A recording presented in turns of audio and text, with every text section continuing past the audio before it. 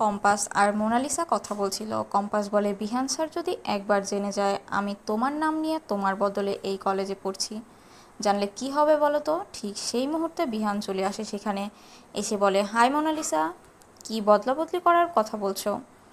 বিহানের এমন কথা শুনে চমকে ওঠে কম্পাস ও মোনালিসা। বিহান বলে, তুমি এখানে এখনও দাঁড়িয়ে আছো, ক্লাসে যাওনি? মোনালিসা বলে, এই তো যাব। বিহান বলে, ও এখানে কি করছে? তুমি না হয় কলেজে এসেছো, ও এখানে কি করছে? তখন কম্পাস বলে, আসলে আমি তো ক্লাস 7 অবধি পড়েছি, আমার কলেজ দেখতে খুব ভালো লাগে, তাই আমি মাঝে মাঝে এখানে আসি কলেজ দেখতে। এরপর কম্পাস গ্রামের কিছু ছেলেপেলের কাছ থেকে কাপড় কালেক্ট করে। অন্যদিকে দেখা যায় বিহান কলেজের এক ম্যামকে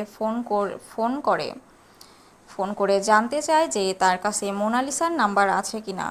ম্যাম জানায় তার কাছে আলাদা করে মোনালিসার নাম্বার নেই। সরি স্যার, কালকে আমি আপনাকে কালেক্ট করে দিব। এরপর বিহান মোনালিসার কথা ভাবতে থাকে।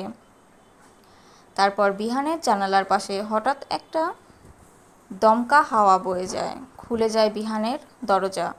ওদিকে বিহান চমকে যায়। দেখা যায় জানালার পেছনে কম্পাস ভূতের ছদ্মবেশে দাঁড়িয়ে আছে। জানালা দিয়ে ধোঁয়া আসছে দেখে বিহান একটু থমকে যায়। কম্পাস জানালার বাইরে থেকে ধোঁয়া দিতে থাকে ঘরের মধ্যে। বিহান তো অবাক হয়ে ভয়ে ভয়ে সামনে এগোতে থাকে। বিহান বলে, কে কে ওখানে?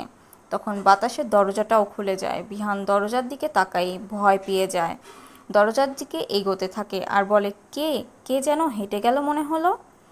এই বলে, কে কে ওখানে বাইরে? কে মোবাইল ফোনের সাহায্যে ভূতের গান বাজাচ্ছে? বিহান বলে, কে কে গান গাইছো? কম্পাস ভূতের মতো কণ্ঠ করে বিহানকে ভয় দেখায়। বিহান বুঝতে পারে এটা ভূত নয়, এটা জ্যান্ত মানুষ। বলে বলে যে আমাকে বোকা বানাচ্ছে।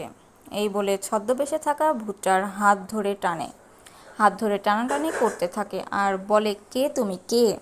বিহান বলে, তুমি আমাদের কলেজের স্টুডেন্ট যদি হও, তুমি কিন্তু তাহলে অনেক বিপদে পড়বে, আমি তোমাকে ছাড়বো না। কেন এসেছো, কি উদ্দেশ্য এসেছো বলো? বিহান বলে, আপনি যদি ভূত হন তাহলে আমিও ওঝা। তখন ছদ্মবেশী কম্পাস বিহানের মুখে সামনে জোরে ভূতের মতো চিৎকার দিয়ে পালিয়ে যায়।